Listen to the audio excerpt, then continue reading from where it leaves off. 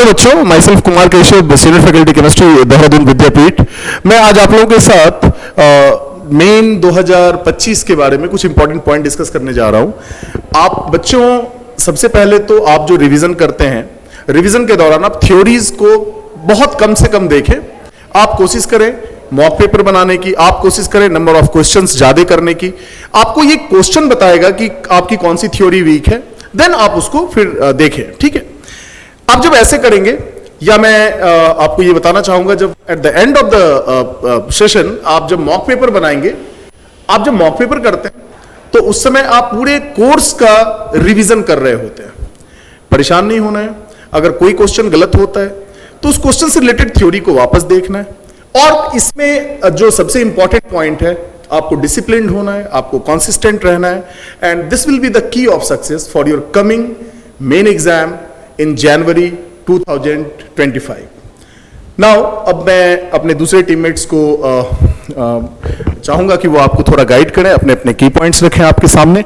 हमारे senior faculty chemistry पवन sir अपने इतने वास्ट एक्सपीरियंस से कुछ इंपॉर्टेंट पॉइंट्स आपके साथ शेयर करेंगे। पवन सर। हेलो बच्चों, कैसे हैं आप लोग?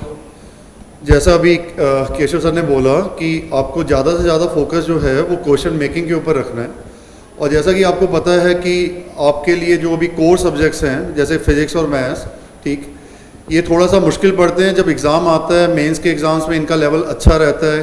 केमिस्ट्री हमेशा एक सपोर्टिव सब्जेक्ट रहा है, तो कोशिश ये कीजिएगा कि फिजिक्स और मैथ्स आप बहुत अच्छा लेकर के चलें।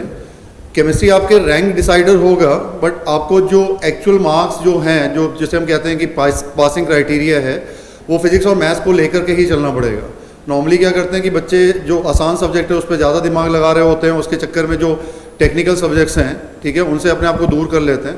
तो ये आप गलती ना करें, ठीक। और मैथ्स को किस तरीके से आप अच्छा कर सकते हैं, उसके लिए हमारे पास सीनियर फैकल्टी हैं सर, मोहित सर, एक बार वो आपको बताएंगे कि मैथ्स को किस तरह से इम्प्रूव किया जा सकता है इस एक साल के अंदर। हेलो बच्चों, उम्मीद करते हैं आप बढ़िया होंगे, अच्छे होंगे। आज मैं आपके साथ जेईई मेन 2025 से रिलेटेड कुछ इंपॉर्टेंट पॉइंट शेयर करूंगा, ठीक है।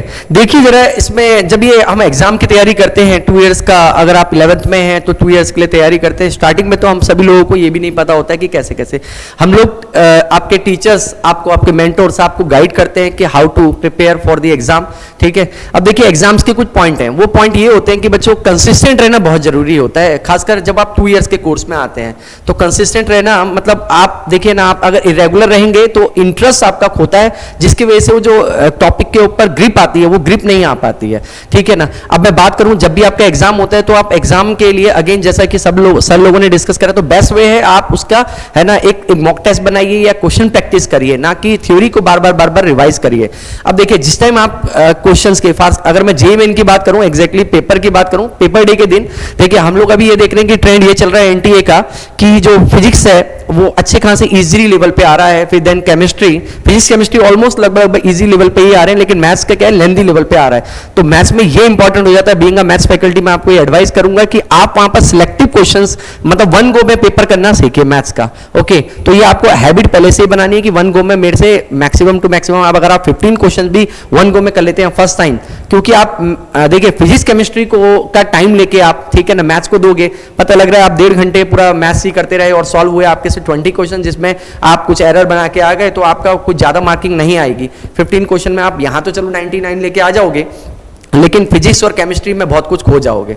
तो बच्चों मैं आपको यही एडवाइस करूंगा कि मैथ्स को अभी आप 1 गो में करें, देख लीजिए जो जो आपके स्ट्रॉन्ग पार्ट है, जो जो आपसे क्वेश्चन सॉल्व होते हैं पहले वो कर लीजिए। फिर जो आपको फिजिक्स केमिस्ट्री के अकॉर्डिंग जो मॉडरेटली इजी है, ठीक है, कंपैरेटिवली टू मैथमेटिक्स, फिर आप दोबारा से उनको करने के बाद में, फिजिक्स केमिस्ट्री करने के बाद में फिर दोबारा से मैथ्स पे आइए, और जो बचे हुए क्वेश्चन है उन पे और एक्सीलेंस, मतलब जिनके आप पर ग्रिप होगी उनको फिर दोबारा से करने की कोशिश करिए, ठीक है। और मतलब अपने क्वेश्चन में maximum to maximum marks gain करने की कोशिश करिए। Thank you. हेलो बच्चों, my self Nishant Sharma and I am teaching physics at PW Vidyapeeth Dehradun.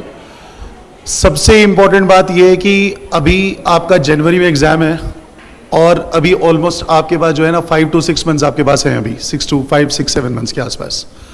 तो सबसे इंपॉर्टेंट ये है कि आप एक टाइमलाइन सेट करें सबसे पहले कि भाई मुझे 12th के बोर्ड्स के एग्जाम भी देने हैं, आपके प्रैक्टिकल्स भी होंगे, तो आपका सबसे पहले ये क्लैरिटी ऑफ थॉट रहना चाहिए कि भाई मुझे कितने समय तक 12th का सिलेबस कंप्लीट करने के बाद 11th का रिवीजन करना है और फिर 12th के बोर्ड्स के पेपर के लिए भी, क्योंकि आप आगे आपको प्रिपेयर करना है। अप्रैल वाले एग्जाम की बात करें, उसकी भी, उस वाले सेशन की बात भी करें एग्जाम की, तो मार्च में आपका पेपर होगा। तो आपका टारगेटेड वे में एक तो काम होना चाहिए कि आपको पता हो कि भाई ये मैकेनिक्स का इतना पोर्शन मुझे अब तक खत्म करना है, फिर मुझे इलेक्ट्रोमैग्नेटिज्म करना है। अगर आप कोई टाइमलाइन नहीं बनाएंगे और टारगेटेड वे में काम नहीं करेंगे तो आप देखेंगे कि आपका सिलेबस आधा अधूरा सा हुआ है। तो सबसे पहले तो एक प्लान आउट करें कि भाई कितने समय में आपको कितनी चीजें कब तक खत्म करनी है अपनी कन्वीनियंस के हिसाब से।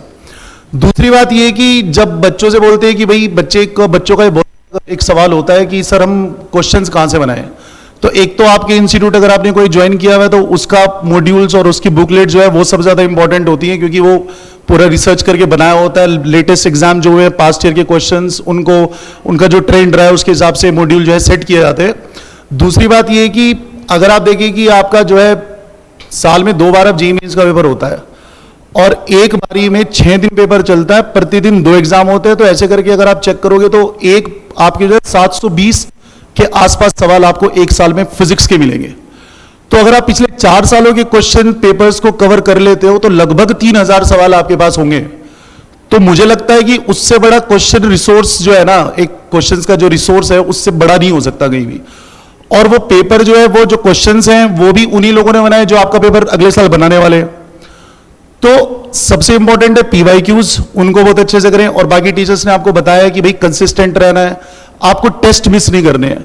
आपकी प्रिपरेशन कैसी भी है, आपने all India mock test series कहीं पढ़ ली हुई है, आपने टॉपिक वाइज टेस्ट आप दे रहे हो, तो आपको टेस्ट बिल्कुल मिस नहीं करने। टेस्ट देने हैं, टेस्ट के बाद उसका एनालिसिस आपको करना है, देखना भाई मैं कहां लैग कर रहा हूं, मेरी कैलकुलेशन मिस्टेक तो नहीं हो रही है, कॉन्सेप्ट तो मैं मिस नहीं कर रहा हूं।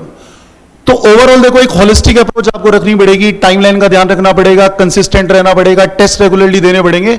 और रिसोर्सेज में ऐसा क्वेश्चंस करने के लिए ऐसा नहीं करना है कि आपने कोई बुक उठाई और आदि किया कि मैकेनिक्स चलो मैं इससे कर लेता हूं, इलेक्ट्रोमैग्नेटिज्म में इस बुक से कर लेता हूं। आपको कोई भी एक रिसोर्स उठाना है, पहले उसको कंप्लीट करना है। अगर वो करने के बाद आपके पास समय बचता है तो आप अदर रिसोर्सेज की तरफ मूव ऑन कर सकते हैं। Thank you so much. मुझे लगता है कि सभी टीचर्स ने, हम सब ने आपको जितनी भी चीजें, जितने भी क्राइटेरियाज होते हैं, जितने भी पैरामीटर्स एग्जाम के लिए, वो सब आपको बताए। All the best for your exam. All the best बच्चों।